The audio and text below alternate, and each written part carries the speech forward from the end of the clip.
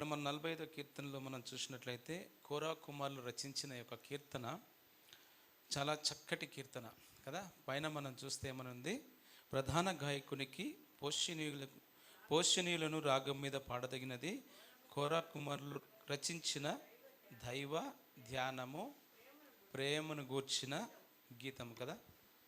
ప్రేమను గూర్చిన గీతం అట కదా. ఈ మధ్యలో మంచి ఎక్కడ చూసినా ఆ పాటనే వినిపిస్తుంది. ఏది, అర్హత లేకున్నా ప్రేమించావు కదా. మనకు అర్హత లేదు కదా, అయినప్పటికీ దేవుడు మనల్ని ప్రేమించాడు. యోగ్యత లేదు, అయినప్పటికీ దేవుడు మనలను హెచ్చిస్తూనే ఉన్నాడు కదా. మనం అనేక సార్లు మోకరించకపోవచ్చు, అనేక సార్లు దేవుణ్ణి ప్రార్థన చేయకపోవచ్చు, బైబిల్ చదవకపోవచ్చు, అయినప్పటికీ కూడా దేవుడు ఏం చేస్తాడంట, ప్రేమిస్తూనే ఉంటాడు కదా, హెచ్చిస్తూనే ఉంటాడు కదా. అన్ని విషయాల్లో కూడా దేవుడు మనలను మరి ఒక ఉన్నతమైన స్థానంలో ఉండాలని చూస్తాడు. ఎందుకంటే ఇప్పుడు తండ్రి ఏ విధంగా ఉంటాడంటే కుమారుని పట్ల జాలి కాదు కానీ జాలి కూడా ఉంటుంది. అయితే తండ్రి ఏ విధంగా కుమారులను కానీ కుమార్తెను కానీ చూస్తాడంటే తనకైనా ఒక ఉన్నతమైన స్థానంలో కదా. ఇప్పుడు నేనున్నా అనుకోండి, నా కూతుర్లు నా అల్లుళ్ళు ఏ విధంగా ఉండాలనుకుంటానో నాకంటే ఒక ఉన్నతమైన స్థితిలో కదా, ఒక మంచి స్థితిలో ఉండాలని అనుకుంటా కదా. ప్రతి ఒక్క తల్లిదండ్రులు కూడా అదే కోరుకుంటారు. ఎందుకంటే తన పిల్లలు ఒక ఉన్నతమైన స్థానంలో ఉంటే ఉంటుంది కదా.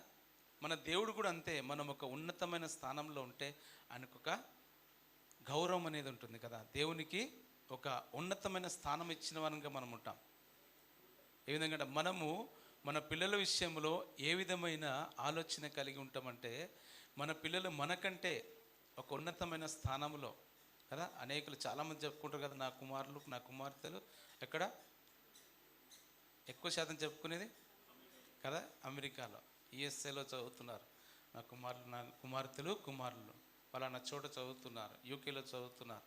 ఈ రకంగా గొప్పలు చెప్పుకుంటాం, కరెక్టే, మంచిదే. అయితే మన దేవుడు కూడా మన విషయంలో గొప్పలు అంటే గొప్పగా చెప్పుకోవాలంటే, గొప్ప చేయాలంటే మనం దేవుణ్ణి ఏం చేయాలంట, ప్రేమించాలి కదా. ఆయన ఆజ్ఞలు మరి భారమైనవి కాదు కదా కదా. మరి గత వారం మనం చూసాం కదా, ఈ విధంగా మత్తయి సువార్త 28వ అధ్యాయంలో 11వ అధ్యాయం 28వ వచనంలో మనం చూసాం కదా, ప్రయాసపడి భారం మోసుకొనిచున్న సమస్త జనులు నా దగ్గర రండి, నేను మీకు విశ్రాంతి కలగజేస్తాను కదా. ఆయన కాడి ఏ విధంగా ఉంటుందట, సులువుగా కదా. మనం అనుకుంటే సులువుగా ఉంటుంది, మనం అనుకోకపోతే బరువుగా ఉంటుంది. అయితే ఇక్కడ మనం చూస్తే మరి కోరా కుమారులు మరి తన తండ్రి చూస్తే దుర్మార్గుడు కదా, దేవునికి వ్యతిరేకమైన వ్యక్తి. కుమారులు ఏ విధంగా ఉన్నారంట, దేవుని సన్నిధానంలో నేను ఎప్పుడు కనపడాలి, దేవుని సన్నిధానంలో దేవుని మందిరానికి నేను ఎప్పుడు వెళ్ళాలి కదా, నా దేవుని సన్నిధానంలో నేను ఎప్పుడు కనపడాలి, నా దేవుని సన్నిధానంలో నేను ఎప్పుడు మోకరించాలి, నా దేవుని సన్నిధానంలో నేను ఎప్పుడు ఆరాధించాలి కదా. ఆ విధమైన ఆలోచనతో ఆ విధంగా వారు ముందుకు వెళ్తూ ఉన్నారు. ఎవరు, కోరా కుమారులు కదా. ఇక్కడ మనం చూస్తున్న ప్రేమను గూర్చిన గీతం అంటే ఇది మరి ఎంత చక్కగా మరి రాసినట్టుగా మనం ఇక్కడ చూస్తున్నామంటే, ఒక దివ్యమైన సంగతితో నా హృదయము బహుగా ఉప్పొంగుచున్నదంట. ఒక మంచి సంగతితో కదా, ఒక దివ్యమైన సంగతితో నా హృదయము బహుగా ఉప్పొంగుచు అంటే దేవుణ్ణి గురించి ఏ విధంగా వర్ణించాలి, దేవుణ్ణి ఏ విధంగా పొగడాలి, దేవుణ్ణి ఏ విధంగా ఆయన నామాన్ని గొప్ప చేయాలని వీరికి ఒక సంకల్పం అనేది ఉందన్నమాట. ఎవరికి, కోరా కుమారులకు కదా. ఇక్కడ మనం చూస్తున్నాం దివ్యమైన అనగా మనం చూస్తే పవిత్రమైనదిగా మనం చూసుకోవచ్చు. రెండవది పరిశుద్ధమైనదిగా మనం చూసుకోవచ్చు. మూడవది అద్భుతమైనదిగా మనం చూసుకోవచ్చు. నాలుగవది మనం చూస్తే దైవికమైనది, లేకుంటే మనోహరమైనది. ఈ విధంగా పవిత్రమైనది, అత్యున్నతమైనది అని మనం చూసుకోవచ్చు. దివ్యమైన అనే మాటకు అర్థం మనం చూసుకున్నట్లయితే ఇన్ని రకాలుగా కూడా మనం చూసుకోవచ్చు. ముఖ్యంగా చెప్పాలంటే మహిమ గలది కదా. దివ్యమైన సంగతితో అంటే ఒక మంచి సంగతితో శుద్ధ హృదయం కలిగి యొక్క కోరా కుమారులు ఏం చేస్తున్నారంటే, రాజును గూర్చి రచించిన దాన్ని పలకడానికి వీరు ప్రయత్నం చేస్తూ ఉన్నారు కదా. ఒక రాజును గురించి ఇక్కడ మనం చూస్తే మొదటి వచనం నుంచి 9 వచనాలు 8 వచనాలు మనం చూస్తే రాజును గూర్చి అక్కడ వివరించారు కదా. రాజుకు కలిగిన ఆ యొక్క అలవాట్లు, ఆ యొక్క నైపుణ్యాలు అన్నీ కూడా మనం అక్కడ చూస్తాం కదా. రాజు ఏ విధంగా ఉంటాడు? ఒక పరాక్రమవంతుడుగా ఉంటాడు, ఒక శూరుడుగా ఉంటాడు కదా, ఒక మంచి నీతిమంతుడుగా ఉంటాడు, ఒక నీతియుక్తమైన ఆలోచనలు కలిగిన వ్యక్తిగా ఉంటాడు. అన్ని రకాలుగా మనం చూస్తే ఒక మంచి వైభవముతో ఉంటాడు, ఒక మంచి శూరత్వముతో ఉంటాడు, ఒక మంచి పరాక్రమం కలిగి, ఒక మంచి అందము కలిగి, ఈ రకంగా మనం చూసినట్లయితే నీతి కలిగి, సింహాసనం కలిగి, ఈ రకంగా అనేకమైన ఆయన అలవాట్లు కలిగి ఉంటాడు. ఎవరు? రాజు. అయితే ఈ యొక్క రాజును వీరు ఉదాహరణకి ఎందుకు తీసుకుని వచ్చారు అని మనం ఆలోచన చేస్తే, రాజును ఒక అంటే మన మెస్సయ్యగా అక్కడ ఆయనను వర్ణించారు కదా. మీరు రాజు, తర్వాత వధువు అనగా రాజు కుమార్తె అనగా రాణి కదా. మనం ఇక్కడ చూస్తే 1 నుంచి 8 వచనాలు మనం చూసుకున్నట్లయితే రాజును గురించి, ఆయన యొక్క నీతిని గురించి, ఆయన యొక్క వైభవమును గురించి, ఆయన యొక్క అలవాట్లను గురించి, ఆయన ఏ విధమైన మరి ఆలోచన కలిగి ఉంటాడో అవన్నీ కూడా మనం 1 నుంచి 8 వచనాల వరకు చూసుకోవచ్చు. తర్వాతదిగా మనం చూస్తే 9 నుంచి 12 వరకు వధువును గూర్చిన ఉపదేశం మనకు అక్కడ కనిపిస్తుంది. వివాహం చేసుకోబోతున్న రాణిని గురించి, తన యొక్క పూర్వపు ఇంటిని గురించి మరోమని అక్కడ సెలవిస్తాడు. 8 నుంచి అంటే 9 నుంచి 12 3 వచనాలు.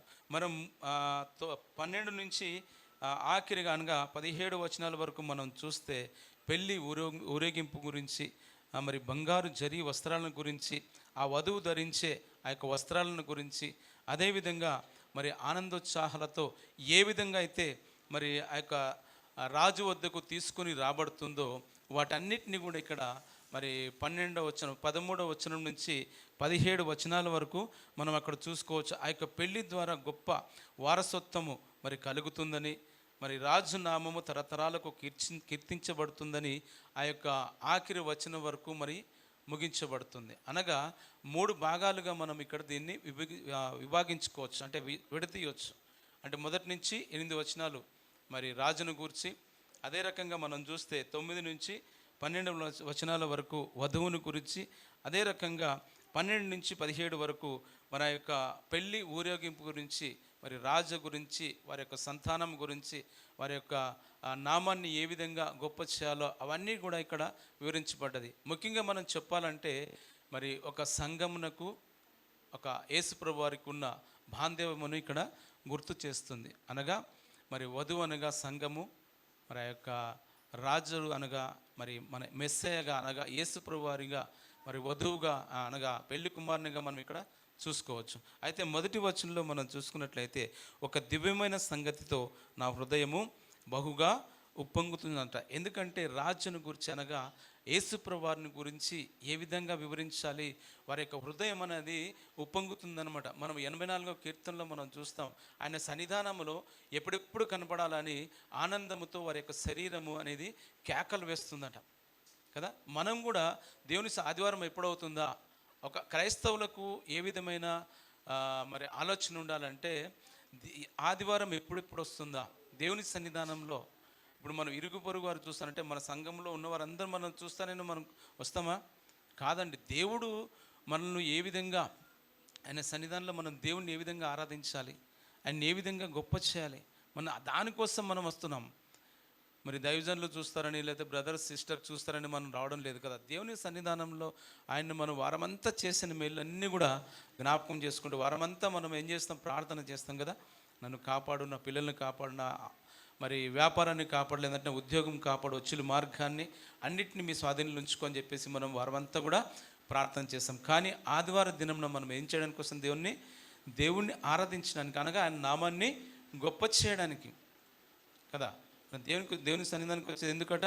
ఆయన నామాన్ని మనం గొప్ప చేయడానికి, ఆయనకు స్తుతులు చెల్లించడానికి, ఆయనకి స్తోత్రాలు చెల్లించడానికి, ఆయన సన్నిధానంలో సాగిలపడడానికి మనం వస్తున్నాం కదా. ఒక దివ్యమైన సంగతితో నా హృదయము ఉప్పొంగుచున్నదని కిందేమంటాడు, నేను రాజును గూర్చి రంచించిన దాన్ని పలికేదని అంటాడు కదా.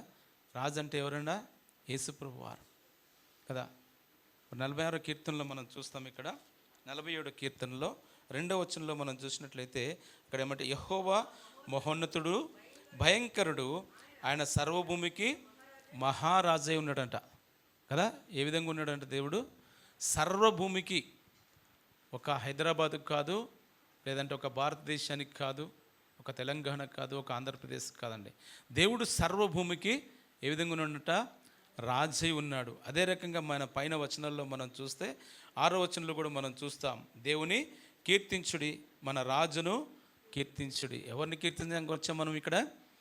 మన రాజును అనగా మెస్సియాను అనగా యేసు ప్రభు వారిని ఆయన సన్నిధానంలో మనము కీర్తించడానికి ఇప్పటిదాకా మరి కీర్తనల ద్వారా దేవుణ్ణి మయంపరిచాం. అనగా చక్కటి పాటల చేత దేవుణ్ణి ఏం చేసాం? మనము మయంపరిచాం. ఇక్కడ మనం చూస్తే దేవుని కీర్తించుడి, కీర్తించుడి, మన రాజును కీర్తించుడి, దేవుడు సర్వభూమికి రాజై ఉన్నాడు, రమ్యముగా కీర్తనలు పాడుడి కదా. మన దేవుడు ఏ విధంగా ఉన్నాడంట? సర్వభూమికి రాజై ఉన్నాడు. కాబట్టి ఆయన మనం ఏం చేయాలి? కీర్తించాలి. ఆయన నామానికి మహిమ బలములు, మహిమ ప్రభావములు మనం చెల్లించాలి కదా. అదేవిధంగా మనం చూసుకున్నట్లయితే 47వ కీర్తనలోనే ఇప్పటిదాకా చూసాం మనం. అయితే తర్వాత మనం చూస్తే 74వ కీర్తనలో అక్కడ ఏమంటాడంటే 12వ వచనం మనం చూసినట్లయితే 74వ కీర్తన, పురాతన కాలము మొదలుకొని దేవుడు నా రాజై ఉన్నాడు, దేశములో మహారక్షణ కలుగజేయవాడు ఆయనే. ఏ విధంగా ఉన్నట్ట? మన దేవుడు పురాతన కాలం మొదలుకొని దేవుడు నా రాజై ఉన్నాడని ఇక్కడ ఆసాపు గారు మరి చెప్పినట్టుగా, పలికినట్టుగా, రాస్తున్నట్టుగా మనము ఇక్కడ చూస్తాం. ఏ విధంగా అంటే పురాతన కాలం మొదలుకొని దేవుడు నా రాజై ఉన్నాడు, దేశములో మహారక్షణ కలగజేయవాడు ఆయనే కదా. ఏ విధంగా అంటే శాశ్వత కాలము, పురాతన కాలం మొదలుకొని దేవుడు నా రాజై ఉన్నాడని ఇక్కడ ఆసాపు గారు మరి పలికినట్టుగా మనం చూస్తున్నాం. 145వ కీర్తనలో కూడా మనం చూస్తే రాజువైన నా దేవా అని అక్కడ కీర్తనకారుడు మరి మొదలు పెడతాడు. చూడండి ఒకసారి 145వ కీర్తన. దావీదు మహారాజు ఇక్కడ చక్కగా మరి రాజువైన నా దేవా నిన్ను ఘనపరచెదను, నీ నామమును నిత్యము సన్నతించెదను. చాలండి, దేవుని యొక్క పరిశుద్ధ నామానికి స్తోత్రం కలుగునుగాక. హల్లెలూయా, హల్లెలూయా. ఏ విధంగా స్తుతిస్తున్నాడు ఈయన? స్తుతి కీర్తన దావీదుని పైన చెప్తూ, రాజువైన నా దేవా నిన్ను ఘనపరచెదను, నీ నామమును నిత్యము సన్నతించు. నిత్యం అంటే దానికి ఇంకా గ్యాప్ అనేది ఉండదండి. ప్రతి సమయం ఆయనకు దొరికినప్పుడల్లా కూడా దావీదు మహారాజు ఏం చేస్తున్నాడంట? నిత్యం ఆయనను స్తుతిస్తూనే ఉన్నాడు, స్తుతిస్తూనే ఉన్నాడు, ఆరాధిస్తూనే ఉన్నాడు, పొగడుతూనే ఉన్నాడు కదా, స్తోత్రిస్తూనే ఉన్నాడు. కింది వచ్చిన కూడా మన అనుదినము నేను నిన్ను స్తుతించెదను, నిత్యము నీ నామమును స్తుతించెదను. నిత్యము నిత్యము ప్రతినిత్యం కూడా ఆయనను స్తుతిస్తూనే ఉన్నాడు దావీదు మహారాజు కదా. రాజువైన నా దేవా నేను నిన్ను ఘనపరచెదను, నీ నామమును నిత్యము సన్నతించెదను కదా. మనము ఆయనను ఘనపరిస్తే ఆయన మనల్ని ఏం చేస్తాడండి? ఘనపరుస్తాడు. మనం ఆయన్ని ప్రేమిస్తే ఆయన మనలను ప్రేమిస్తాడు కదా. ఎప్పుడు కూడా దేవుడు మనలను విడిచే దేవుడు కాదండి కదా. ఆయన ఎప్పుడు మనలను కనిపెడుతూనే ఉంటాడు, మనమే ఆయనను కనిపెట్టాం కదా. అనేక రకాలుగా మనం చూస్తే ఎక్కడ చూసిన వాక్యంలో ఆయన ఎప్పుడు కూడా మనలను విడిచిపెట్టిన దేవుడు కాదండి కదా. ఇక్కడ వాక్యంలో మనం చూస్తున్నాం ఏ విధంగా అంట, రాజువైన నా దేవా నిన్ను ఘనపరుస్తూనే ఉండాలి దేవుణ్ణి. మనం నీకు సమయం దొరికినప్పుడు ఖచ్చితంగా దేవుని ఘనపరచడానికి మనము ప్రయత్నం చేయాలి. ఇక్కడ 45వ కీర్తనలోకి వచ్చినట్టయితే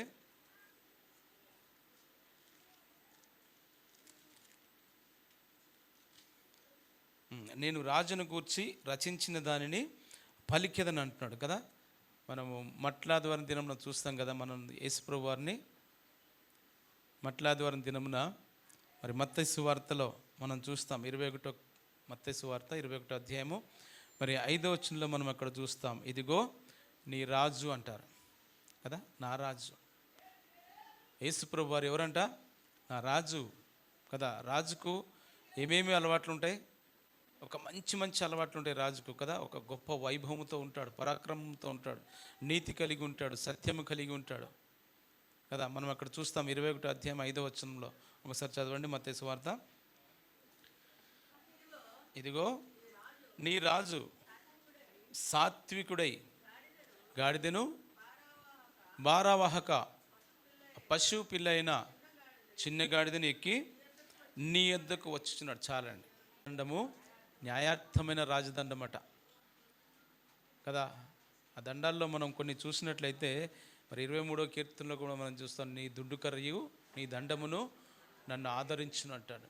అదే రకంగా మనం చూసినట్లయితే హెబ్రీ పత్రికలో కూడా 1వ అధ్యాయము 8వ వచనం 9వ వచనంలో కూడా మనం చూసినట్లయితే ఆ యొక్క రాజదండమును గురించి మనం చూడవచ్చు.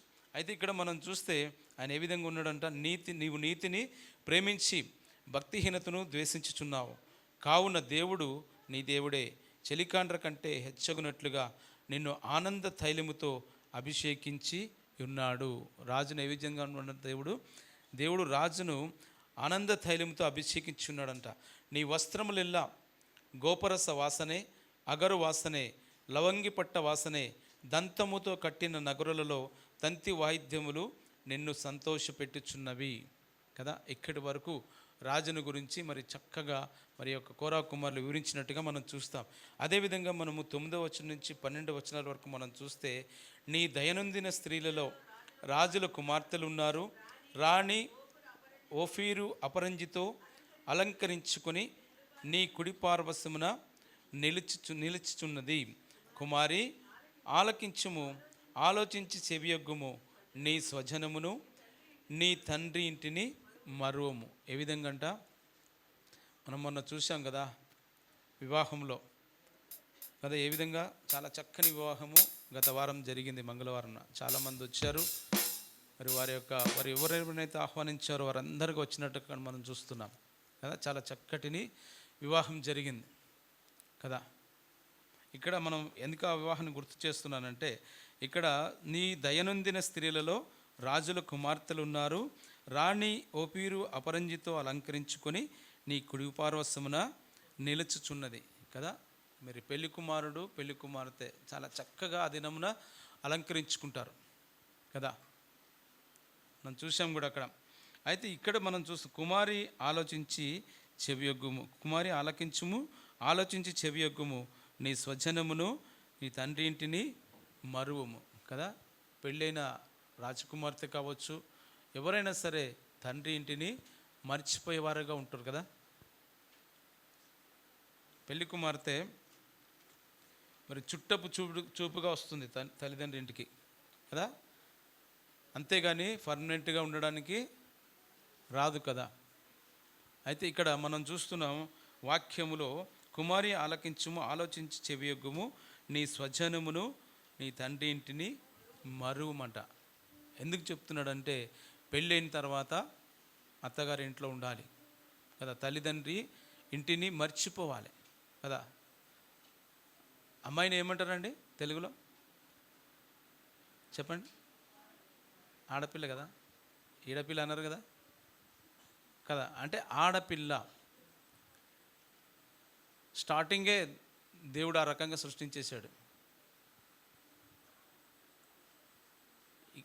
మనం ఎప్పుడు కూడా మరి అమ్మాయి ఒక ఈడొచ్చిన తర్వాత మనం ఏం చేస్తాము, వివాహం చేసేస్తాం కదా. వివాహం చేసిన తర్వాత ఎక్కడికి వెళ్ళాలంట, అత్తగారింటికి వెళ్ళిపోవాలి. కాబట్టి మరి స్టార్టింగ్లోనే ఆ యొక్క పేరు అనేది వచ్చేసింది అమ్మాయికి. ఏ విధంగా అంటే ఆడపిల్ల, ఇక్కడ పిల్ల కాదు, ఈడపిల్ల కాదు కదా. నీ తండ్రి ఇంటిని మర్చిపో అంటున్నాడు. అయితే తర్వాత 11వ వచనంలో మనం చూస్తే, ఈ రాజు నీ ప్రభువు, అతడు నీ సౌందర్యమును కోరినవాడు, అతనికి నమస్కరించుము. తూరు కుమార్తె నైవేద్యము తీసుకొని వచ్చును, జనులలో ఐశ్వర్యవంతులు నీ దయను వెతుకుదురు. అంతఃపురములో నుండు రాజకుమార్తె కేవలం మహిమ గలది, ఆమె వస్త్రము బంగారు బుట్టా పని చేసినది. ఇక్కడ మనం చాలండి. దేవుని యొక్క పరిశుద్ధ నామానికి స్తోత్రం కలుగునుగాక. హల్లెలూయా, హల్లెలూయా. మనం ఇక్కడ చూస్తూ ఉన్నాము 9వ వచనము 10వ వచనము మరి 11, 12 వచనాలు కూడా మనం చూసినట్లయితే ఈ యొక్క రాజకుమార్తెను గురించి మరి అక్కడ చక్కగా వివరించబడ్డది. ఆమె ఏ విధమైన మరి అలవాట్లు కలిగి ఉండాలి, మరి ఎక్కడ ఉండాలి, అన్నీ కూడా ఇక్కడ పొందుపరిచారు. ఏ విధంగా అంట మరి 9వ వచనంలో మనం చూస్తే, నీ దైనందిన స్త్రీలలో రాజుల కుమార్తెలు ఉన్నారు, రాణి ఓఫీరు అపరంజితో అలంకరించుకొని నీ కుడి పార్శ్వమున నిలుచుచున్నది. అంటే రాజు దగ్గర నిలుచుతున్నది. కుమారి ఆలకించుము, ఆలోచించి చెవియొగ్గుము, నీ స్వజనమును నీ తండ్రి ఇంటిని మరువుము. మర్చిపోయి ఆ యొక్క మరి అంతఃపురంలో ఉండాలని మరి ఇక్కడ తెలియజేస్తాం. ఈ రాజు నీ ప్రభువు, అతడు సౌందర్యమును కోరినవాడు, అతనికి నమస్కరించుము. ఎవరికి నమస్కరించాలంట? ఆ యొక్క వధువు మరి రాజుకు నమస్కరించాలి. తూరు కుమార్తె నైవేద్యం తీసుకొని వచ్చును, జనుములలో ఐశ్వర్యవంతులు నీ దయను వెతుకుదురు కదా. ఈ విధంగా అంటే దయను వెతికేవారిగా ఉండాలి. తర్వాత మనం చూస్తే 13వ వచనం నుంచి మనం చూసినట్లయితే, మూడవదిగా మరి 13 నుంచి మరి 17 వచనాలు కూడా మరి ఆ యొక్క రాజును గురించి, మరి రాజు యొక్క మరి సంతానం గురించి అన్నీ కూడా వివరించినట్లుగా మనం ఇక్కడ చూస్తాం. అంతఃపురములో నుండి ఆ రాజకుమార్తె కేవలము మహిమ గలది, ఆమె వస్త్రము బంగారు పుట్టా పని చేసినది. చాలండి. ఏ విధంగా అంట? అంతఃపురంలో నుండి రాజకుమార్తె కేవలము మహిమ గలది, ఆమె వస్త్రము కేవలము బుట్ట పని చేసినది అంటున్నారు కదా. అంటే బంగారు వస్త్రాలు కూడా వీరు ధరించగలరు, రాజకుమార్తెలు, రాణి కదా, వధువు. ముఖ్యంగా చెప్పాలంటే ఇక్కడ పవిత్రమైన పనిగల వస్త్రములను ధరించుకొని రాజునొద్దకు ఆమెను తీసుకుని రాబడుచున్నది. ఆమె వెంబడించు ఆమె చెలికత్తెలైన కన్యకులు నీ యొద్దకు తీసుకుని రాబడుచున్నారు. రాజు యొద్దకు మరి ఆ యొక్క కన్యకును అనగా ఆ యొక్క రాజకుమార్తెను అలంకరించి, బంగారు బుట్ట పని చేసిన ఆ యొక్క చీరను అలంకరించి మరి తనను తీసుకుని వస్తున్నట్టుగా మనం ఇక్కడ చూస్తూ ఉన్నాం. ఏ విధంగా వస్తారంట? ఆ యొక్క రాజు దగ్గరికి ఉత్సాహ సంతోషములతో కదా, ఆ యొక్క పెళ్లి కుమార్తెను మరి తీసుకొని వస్తున్నట్టుగా మనం చూస్తున్నాం. ఉత్సాహ సంతోషములతో వారు వచ్చుచున్నారు, రాజనగరులలో ప్రవేశించుచున్నారు. ఏ విధంగా పెళ్లి కుమార్తెను ఉత్సాహ సంతోషములతో, మేళ తాళాలతో మరి అక్కడ ఉండవచ్చు. అవన్నీ కూడా అప్పట్లో మరి మేళ తాళాలతో కూడా, డప్పులు వాయింపులతో ఇప్పుడు కూడా మనం చూస్తాం బయట ఎన్నో చోట్ల. ఏ విధంగా అంట? చాలా ఉత్సాహంతో, ఆనందముతో, సంతోషముతో మరి డప్పులు కొడుతూ, వాయిద్యాలు వాయిస్తూ మన యొక్క పెళ్లి కుమార్తెను తీసుకుని వస్తున్నట్టుగా మనం చూస్తాం. ఉత్సాహ సంతోషములతో వారు వచ్చుచున్నారు, రాజనగరులలో ప్రవేశించుచున్నారు. నీ పితరులకు ప్రతిగా నీ కుమారులందరూ భూమి ఎందంతటా నీవు వారిని అధికారులుగా నియమించదవు. తరతరములన్నిటిను నీ నామము జ్ఞాపకముండునట్లు నేను చేయుదును. కావున జనములు సర్వకాలము నీకు కృతజ్ఞతాస్తుతులు చెల్లించెదరు కదా. ఏ విధంగా అంట? వారి యొక్క సంతానము మరి అంతా కూడా మరి దేవుని రాజు యొక్క కీర్తిని మరి ఇక్కడ ప్రతీకను మరి సూచిస్తున్నట్టుగా మనం ఇక్కడ చూస్తూ ఉన్నాం. కాబట్టి మనము దేవుణ్ణి అనగా రాజుని, మన రాజు అయిన దేవుణ్ణి కీర్తించాలి, మన రాజు అయిన దేవుణ్ణి ఘనపరచాలి. రమ్యముగా మనము కీర్తనలు పాడి ఉన్నాం. అలాంటి దేవుణ్ణి మనము కీర్తించడానికి ఎప్పుడు కూడా మనం సిద్ధంగా ఉండాలి కదా. ఆయన యొక్క మరి నామాన్ని ఘనపరుస్తూ, ఆయన యొక్క నామాన్ని మహిమపరుస్తూ, మరి ఇంతకుముందు మనం చూసుకున్నట్లుగా రాజులకు రాజు, ప్రభువులకు ప్రభుడుగా మన పట్ల దేవుడు ఉన్నాడు. అలాంటి దేవుణ్ణి మనం స్తుతించడానికి మరి ఎప్పుడు కూడా సిద్ధంగా ఉండాలి. వారమంతా మనం చేసిన ప్రార్థన అంతా కూడా మర్చిపోయి మరి ఈ దినమున ఆయన సన్నిధానంలో కేవలం ఆయన మాత్రమే మహింపరచడానికి, ఆయన మాత్రమే ఘనపరచడానికి, మనం ఆయన మహింపరిస్తే మనల్ని కూడా మహింపరుస్తాడు. ఆయనను మనం ప్రేమిస్తే ఆయన మనల్ని ప్రేమిస్తాడు. ఆయనను మనం ఘనపరిస్తే ఆయన మనల్ని ఘనపరుస్తాడు ఖచ్చితంగా. ఎప్పుడైతే దేవుణ్ణి మనము కలిగి ఉన్నామో ఘనపరచడానికి మనం నేర్చుకోవాలి. క్రైస్తవులు ఎప్పుడు కూడా సిద్ధంగా ఉండాలి ఆయన ఘనపరచడానికి. ముఖ్యంగా చెప్పాలంటే కదా, ఆయన ప్రేమించడానికి. మనల్ని ఏం చేశాడంటే అర్హత లేకుండా కూడా ఆయన ప్రేమించాడు, యోగ్యత లేకుండా కూడా హెచ్చించాడు. ఆయన కృపను నీ మీద నా మీద చూపించాడు. ఆయన కృప లేకపోతే ఈ దినమున మనం ఇక్కడ కూర్చునేవారం కాదు. కాబట్టి ఒక దివ్యమైన సంగతిని మనకు కోరా కుమారులు మరి తెలియజేశారు కదా. ఈ యొక్క కీర్తనను మనకి ఈ యొక్క మందిరం కట్టకముందు ఒక దైవజనులు వచ్చారు, అమీర్పేటలో ఉండేవారు. మరి పాస్టర్ గారు కూడా తనతో పాటు వెళ్ళి వారి అపార్ట్మెంట్కి. ఆ దైవజన్ పేరు నాకు గుర్తు రావట్లేదు, కానీ ఆయన యొక్క వాక్యాన్ని పంచుకున్నారు ఆ రోజు. 45వ కీర్తన నాకు గుర్తుంది. ఆ దైవజన్ పేరేం బ్రదర్ ఆయనది? అమీర్పేటలో అపార్ట్మెంట్లో మీరు వెళ్ళారు కదా ఒకసారి. అయితే ఆయన 45వ కీర్తన చాలా చక్కగా వివరించారు. అంటే ఏజ్డ్ అనుకోండి, సుమారు ఒక 70 సంవత్సరాల దాకా ఉంటాయి. మంచి వాక్యాన్ని చెప్పి వెళ్ళారు ఆయన. ఒక దివ్యమైన సంగతి అని. అవునవును, మీరే పిలిచారు అనుకుంటాను.